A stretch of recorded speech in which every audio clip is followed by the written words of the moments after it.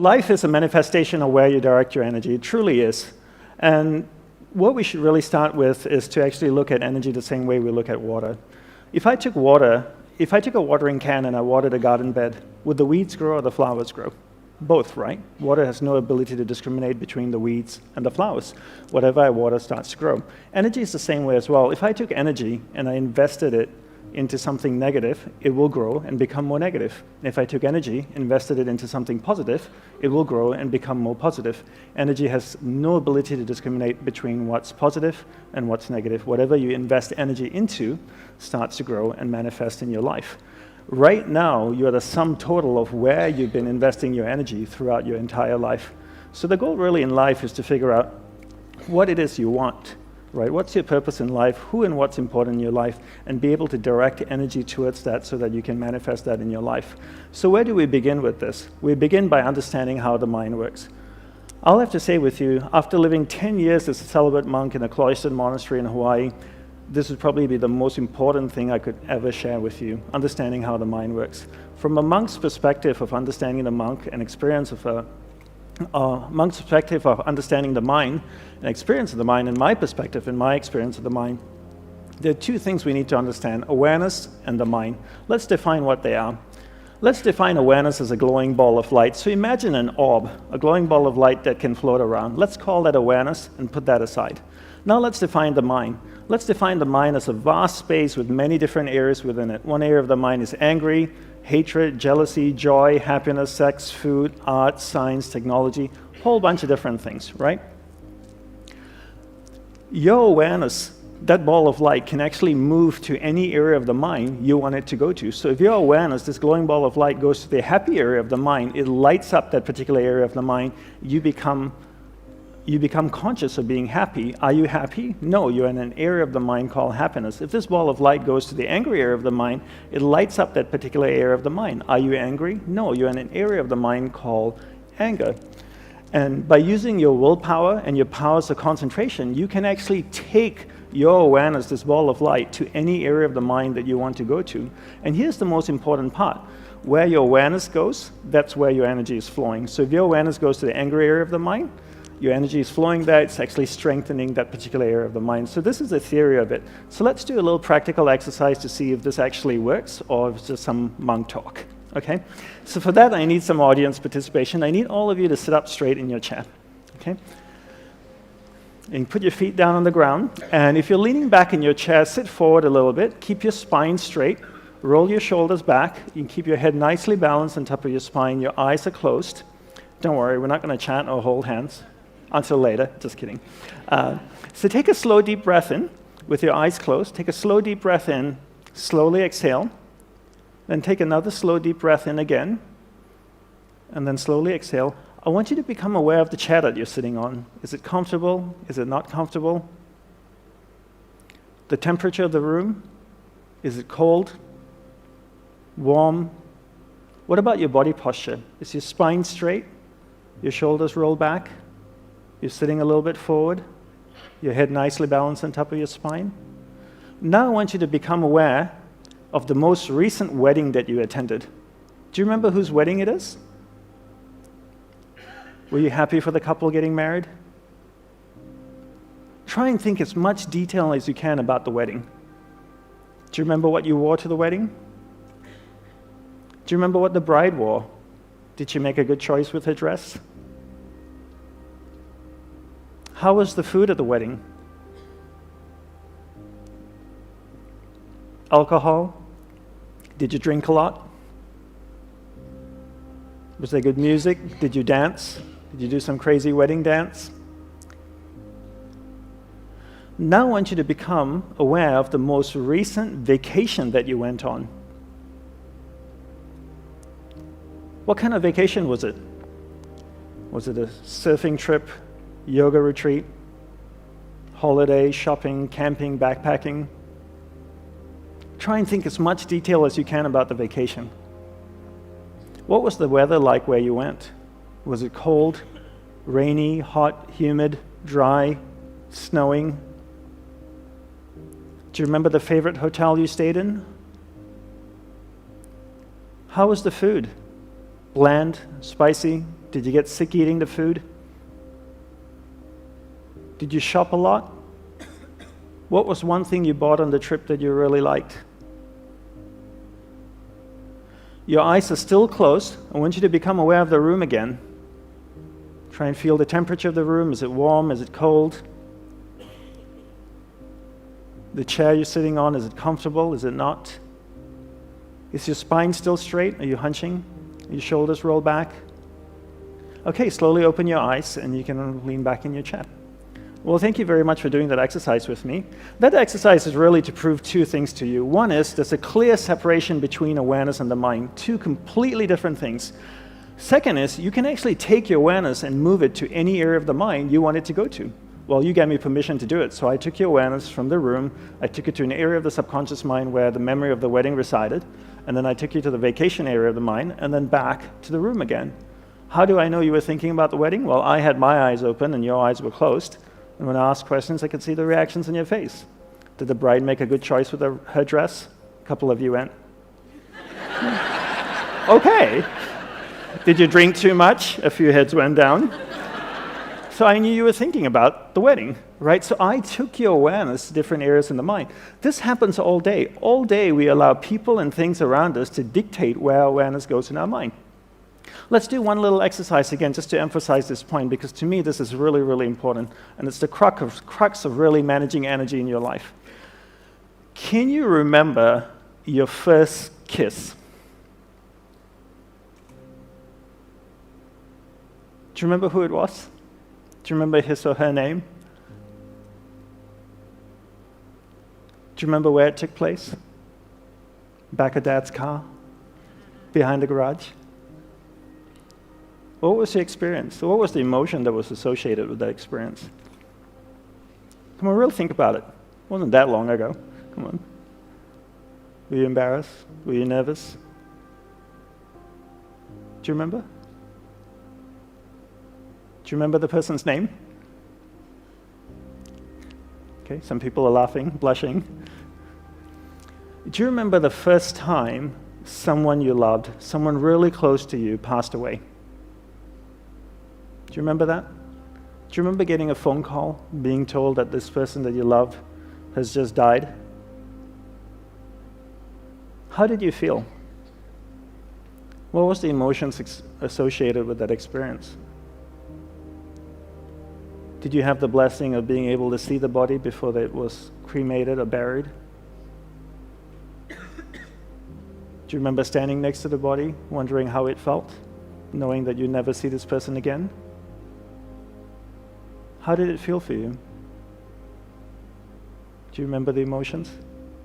Isn't it interesting? In the space of 60 to 90 seconds, I took your awareness from an area of the mind where all of you were smiling or giggling or slightly embarrassed to an area of the mind where all of you are completely sad.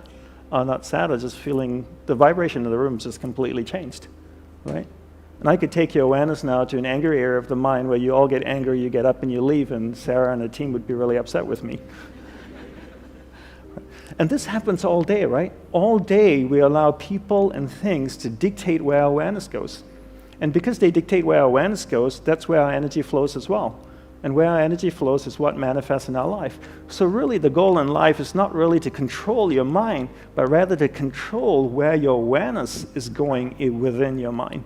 So don't control your mind, control where your awareness goes within your mind. How do we do that? We do that by learning how. So your spiritual practice or your homework for taking away is to control where your awareness goes in your mind throughout the day, and that's really it. How do we do this? We learn the fine art of concentration. First, let's define what concentration is. I define concentration as the ability to keep your awareness on one thing for an extended period of time. So if I can keep my awareness on this lady and hold it on her, I'm concentrating. If I allow my awareness, my ball of light, to move away, I'm getting distracted. I use my willpower and I bring my awareness back and I hold it on her. Being able to do that allows me to concentrate. Most people can't concentrate for two reasons, right? One is they've never been taught how to concentrate. Second is they never practice concentration. How many of you growing up here in school had classes on concentration every single day, the same way you had classes on geography, on math, and science? Anybody? I travel all around the world and I ask this question and nobody puts their hand up. How many of you, when you were growing up in school, were told to concentrate? Isn't that amazing? You get told to concentrate, but you never get taught how to do it, right? When I was growing up, I got told to concentrate all the time. Dandapani, concentrate on doing your homework. Dandapani, concentrate on eating your food. Anybody want to show me how to do it? No. How many of you have kids? How many of you tell your kids to concentrate? Have you ever showed them how to? No, right? And then if you don't show them how to concentrate, how would they know how to do it? And then if you want to be good at something, you have to practice it. If you want to be really good at concentration, you need to practice it all day. People are good at distraction because that's what they practice all day long. It's not that they don't have the ability to concentrate, they've just practiced distraction and become really, really good at it. So how do we concentrate? We concentrate by practicing doing one thing at a time and integrating this practice into our everyday life. So for me, I look at my average day and I ask myself, what's a reoccurring event in my life? Every day I speak with my spouse. Every time I speak with my spouse, I give her my undivided attention. I keep my awareness on her. It drifts away, I bring it back. It drifts away, I bring it back. I keep my awareness on her, I give her my undivided attention. Now every day I also speak to my clients. I speak with my clients, I speak with my friends, family. Every time I speak with somebody, I give them my undivided attention. If I'm on the phone, I give the person on the phone my undivided attention.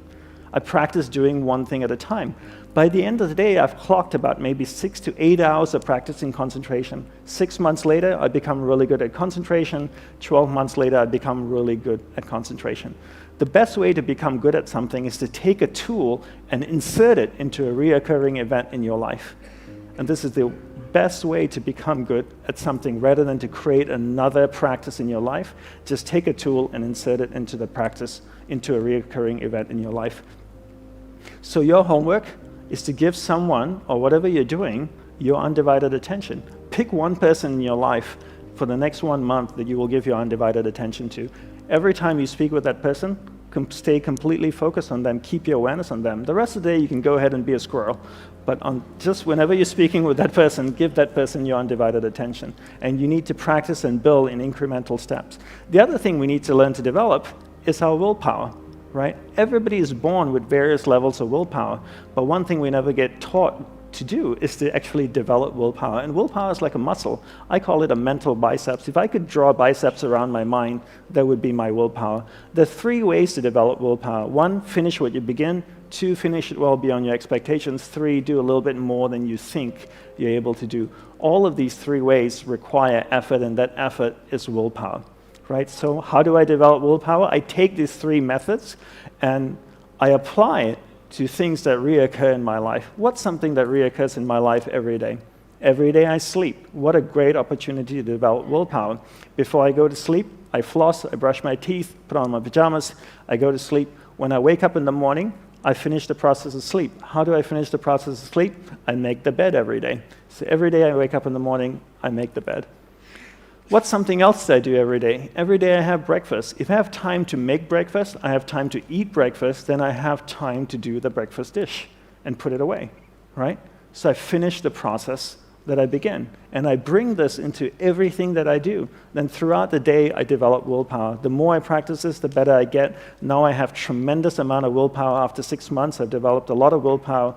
Every time my awareness drifts away, I use that mental muscle, that willpower, to bring my awareness back. Then I use the powers of concentration that I've developed to hold my awareness on what I'm focused on. And because I'm focusing on that, where my awareness goes, energy flows, and now my energy is flowing towards what I want. That starts to manifest in my life. That's why it's so important, firstly, to understand there's a separation between awareness and the mind, 2 completely different things.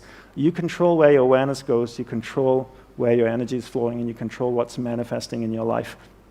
And you use your powers of concentration and your willpower to hold your awareness on the priorities in your life. The next thing we want to do is to learn to manage energy in our life, right? This is based on the premise that we only have so much energy each day. We have a finite amount of energy each day. Each day we have this much energy. We take our energy and we invest it into people and things around us. We keep investing until we have no more energy left. We get exhausted. That's usually around 11 or 11:30 or midnight.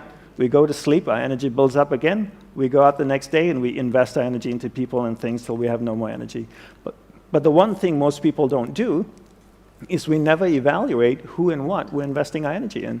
So I always tell people to treat energy the same way you treat money. It's a finite resource that needs to be wisely managed, wisely reallocated, and wisely invested.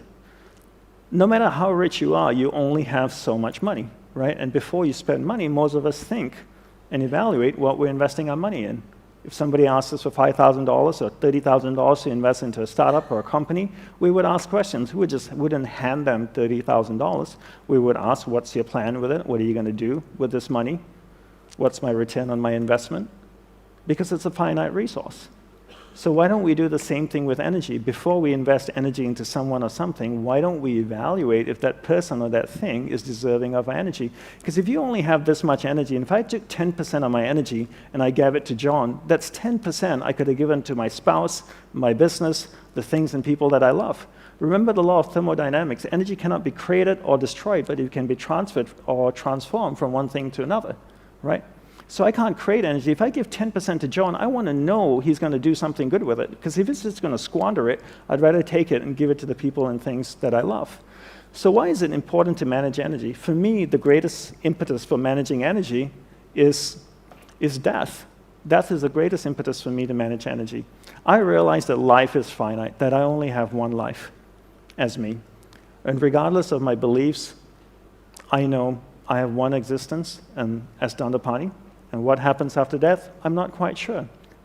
We all have different upbringings, different religious beliefs. Some people say when you die, you go to heaven or hell. Some people say when you die, it's game over, that's it, nothing happens afterwards. Some people say when you die, you get reincarnated as a man or woman. And others say you get reincarnated as a man, woman, maybe an insect or an animal. But no one really knows. We have our beliefs and we hold strongly to them. But no one's ever died, gone to heaven, taken a selfie, come back, posted it on Instagram and said, look at me here in heaven, #pearlygates, right? So we don't quite know, but the one definitive thing is that we know we're going to die. And I know I have a finite amount of life. I don't believe life is short, but I do believe it's finite. And because my life is finite, I want to be extremely clear where to focus my energy. There's no point learning to concentrate if you don't know what to concentrate on. So along with learning concentration, it's really important to also learn what to focus on. So what I would recommend as a homework is to be clear what your purpose in life is. One way to do this is to spend 5 minutes each morning reflecting on what your purpose in life is. Get to know yourself. Most people are happy to spend time with other people and things, but very few people actually make time to spend time with themselves. So when you wake up in the morning, take a shower, go to a quiet place in your house, sit down, and ask yourself questions about you. What do you want in life? What's my purpose in life? Why am I here? What do I love? What am I passionate about? How many people can genuinely answer, this is my purpose in life? Very, very few people. Once you're clear with your purpose, you know what to concentrate on, and you know what to direct your finite amount of energy towards. Right? So the next thing we want to look at is energy consumers. Right? People and things are two of the biggest consumers of energy. And people and things also give you a lot of energy. Since the subject is vast and time is short, let's focus on the people that consume energy and how we can deal with them. I call these people energy vampires. All right? That's what a vampire does, right? Bites you in the neck and sucks the life out of you. And some people consume tremendous amount of energy. Essentially speaking, there are three types of people, and let's keep this simple, monk simple. There are uplifting people, there are neutral people, and there are not uplifting people. Okay? Let's define what this is, okay? What they are. An uplifting person, I spend 5 minutes with an uplifting person, I walk away, I feel great, and go like, wow, that was an amazing conversation. A neutral person, I spend 5 minutes with them, I walk away, I'm still the same. A not uplifting person, I spend 5 minutes with them, I walk away, and I go like, oh my God, that was exhausting. Right? And you've probably experienced that in your life. So then the next question is to ask is, are they an energy vampire? There are two ways to figure this out. One is I can judge or I can evaluate. Right? What's judging and evaluating? Judging is this. I'm at a party in New York City in a penthouse. There are 200 people in the room. The door opens. This guy walks in. He's got white shoes, a purple suit. He's got a cane and a top hat. He's wearing a chain with a big clock hanging off his chest. I look across the room and I go, he must be a pimp or a drug dealer. That's judging, right? I didn't get to know him. I just judged he was a pimp or a drug dealer. Evaluation is this. I spent 50 occasions with John over a period of 2 years. 49 of those I walk away from and I go like, oh my God, that was exhausting. It's safe for me to evaluate that John is an energy vampire. Okay? Then there are two types of energy vampire. The next question is, are they a transient energy vampire or inherently an energy vampire? Right? What's a transient energy vampire? Just say John is going through a hard time in life because his dad is dying of cancer, for example. And for 3 years, he consumes a lot of energy. You know, he's always down. You need to uplift him. He's feeling very sad. It's okay. You give him that energy because he's your friend, and that's what we do. We express compassion, empathy, and love, and we support our friends during difficult times. What's someone who's inherently an energy vampire? Someone who's inherently an energy vampire has always been this way. For decades, they just haven't changed. They're just not an uplifting human being at all. So how do we deal with someone who's inherently an energy vampire? So before I go there, quick question for all of you. How many of you in this room feel like you have someone who's inherently an energy vampire in your life? That's a lot of people in this room, right? So how do we deal with someone who's inherently an energy vampire, right? My guru taught me the best way to do this is to practice the art of being affectionately detached, but always kind, gentle, sincere, and loving towards them. What does this mean? So just say John is inherently an energy vampire. I live in New York City. I'm walking down Fifth Avenue. I see John walking towards me. What do? Do I cross the street? That's not very nice. I meet John. John meets me. What do you say when two people meet each other? I know what you guys say in Australia. G'day, how's it going, mate? Right? Do I say that? No. Do you know why I don't ask how are you? Because I don't want to know.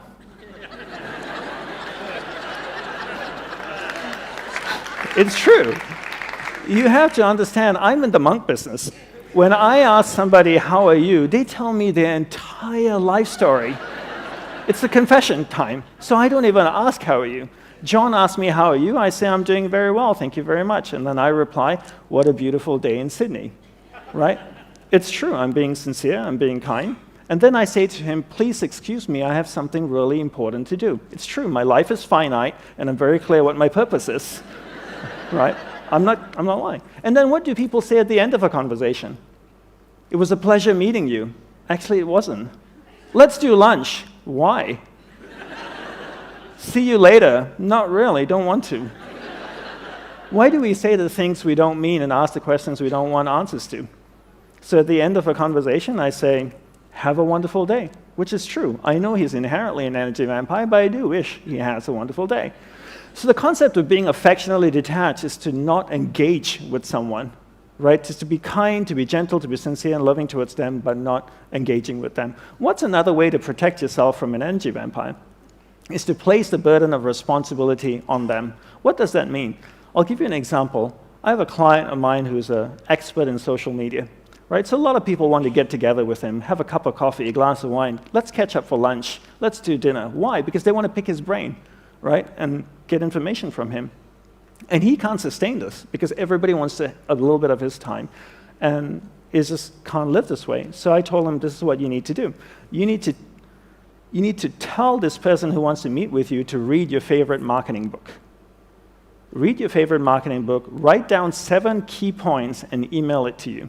Once you receive the 7 key points from the book, tell them that you want to see what stands out to them in the book. Once you receive these 7 key points, you email them and say, let's meet up on this day for a couple hours and we can discuss a marketing strategy for you. You know how many people actually read the book and email him the 7 key points? Nobody. As soon as you place the burden of responsibility on someone, they don't do it. I travel all around the world. I speak, people come up to me and they want to ask questions. I always give them my personal email address. I tell them, please don't share it with anybody. Can you put your question down on this email and send it to me? One, it'll give me time to reflect on it, and I can give you a proper response. And they always say, for sure, I'll put it all down in email and I'll send it to you. You know how many people email me? Nobody emails me.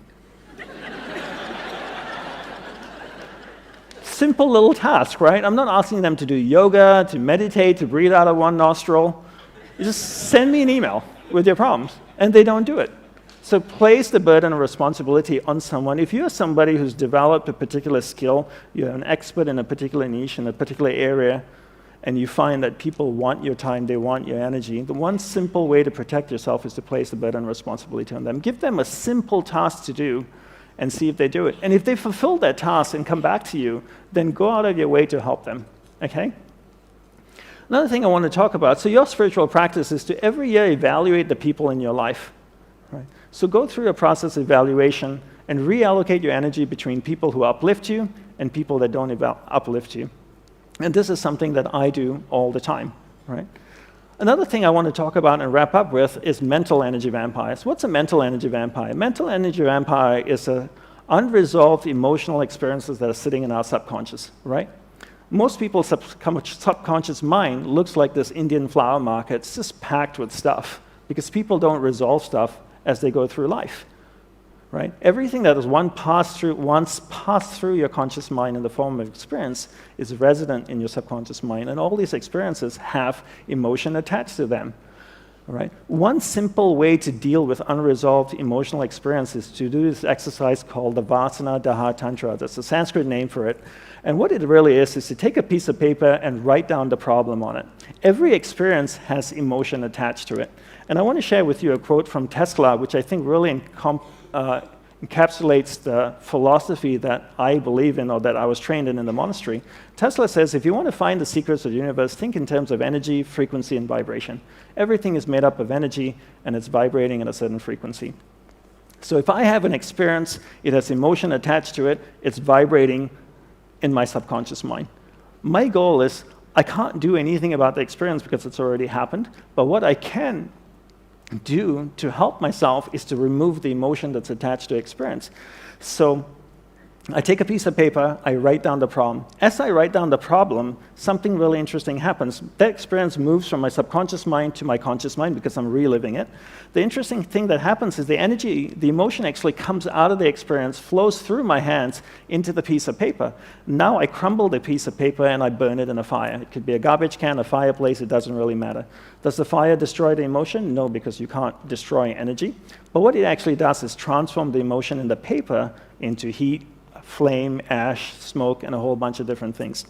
I remember the first time I ever shared this exercise was with a group of entrepreneurs in Perth, actually, about 5 years ago. And one of them said to me, look, Dandapani, I realize that experiences have emotion attached to them.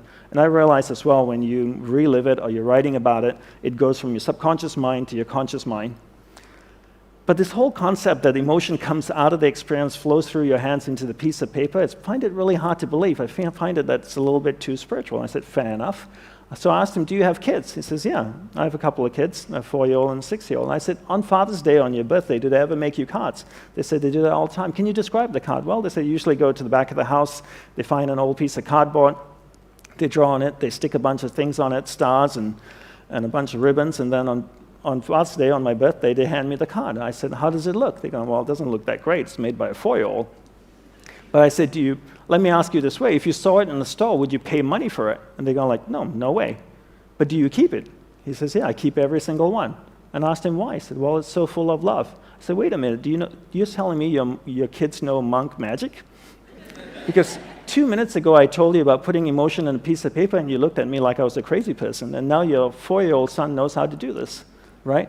Because he's taken a piece of paper, put his emotion in it, a piece of paper that you don't want, a cardboard that you didn't want, put his emotion in it, and now he's given it to you, and you hold it.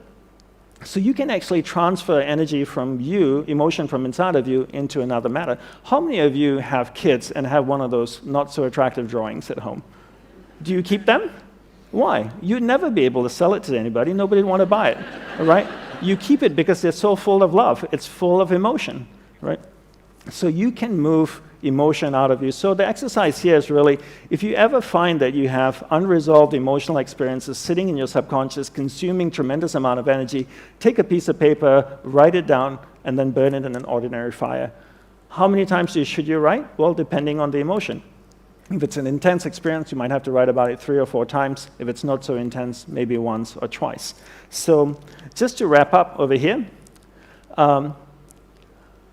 to know yourself is one of the greatest gifts you can give yourself. It truly is, right? Most people don't really understand themselves. They don't understand what they want in life, and therefore find it extremely difficult what to focus their finite amount of energy on.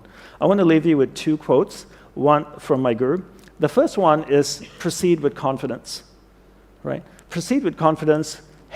Believe in your ability to manifest something in your life, because you can. How do you manifest something in your life? You take your awareness, you focus it on that thing. You know how to develop concentration now. You keep your awareness on it. When your awareness is on it, that's where your energy is flowing. When your energy flows there, it starts to manifest in your life.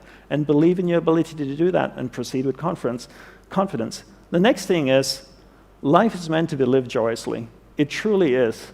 And if you're not happy with life, then something needs to be changed. If you ask most people what do they want in life, they'll always say, most people often answer, I want to be happy.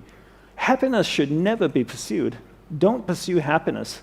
Pursue a lifestyle that results in happiness. And that's, for me, what I do. I never chase happiness. I pursue a lifestyle where the byproduct of the lifestyle is happiness. In order to find out what the lifestyle is, I need to know what my purpose in life is. In order to do that, I need to spend time with myself each day to find out who and what's important in my life, take that finite amount of energy that I have each day, focus it into those things. That starts to manifest in my life. The byproduct of that is happiness. Right? So I want to say thank you, and I want to leave you with a small gift. If you go to this website address, you'll find a 5-week online course on understanding the mind, and also on how to develop concentration and willpower. You're welcome to sign up for it. You just need your name and email address, and you'll receive that every week on email. Thank you very much, everyone. I hope you enjoyed it and find these things useful.